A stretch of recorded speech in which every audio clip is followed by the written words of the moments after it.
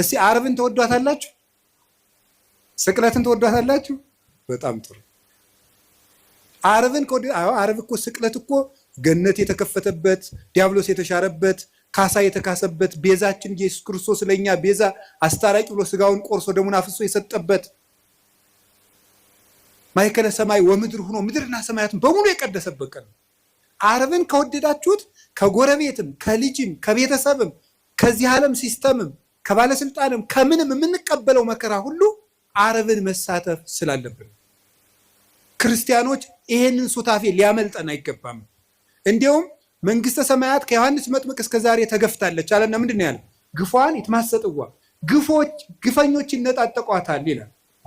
ይሄን ምን ይላሉ? መከራ አይለፈን ብለው ልክ የተራቡ ሰዎች የሚወዱትን ምግብ እየተነጣጠቁ የሚመሩት መከራውን እየተነጣጠቁ ትሩፋቱን የሚሰሩት ናቸው። እነ ቅዱስ ፋሲለደስ እኮ ምንድነው ያሉት መስላችሁ? ይሄ ዲዮቅልጥያኖስን እንዲህ ያሉት እኛ ክርስቶስ እናምናለን አለ። አንተ ታምናለህ? አታምንም? አናምን። አላምንም አለ። ከዛ ምን አሉት መሰላችሁ? ክርስቶስን የሚያምንን ሰው እምትገል ሰው አይደለ፣ እኛን የማትገለን ከሆነን አንተን እንገላለን አሉት።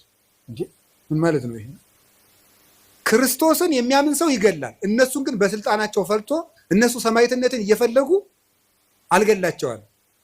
ክርስቶስን የሚያምነውን ሁሉ ክርስቲያኖች ከገደልክ እኛም ክርስቲያኖች ነን፣ ክርስቲያኖች ያልን ለምንድን ነው የማትገደሉ? እንዲገላቸው ያስፈራሩት ነበር፣ ሰማዕትነትን ከመውደዳቸው የተነሳ ማለት ነው።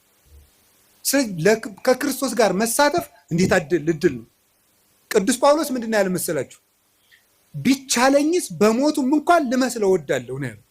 ቢቻለኝ በሞቱም ልመስለው እወዳለሁ። ለምን? የትንሣኤውን ኃይል አውቃለሁና፣ አብሬው እንደምነሳ አውቃለሁና።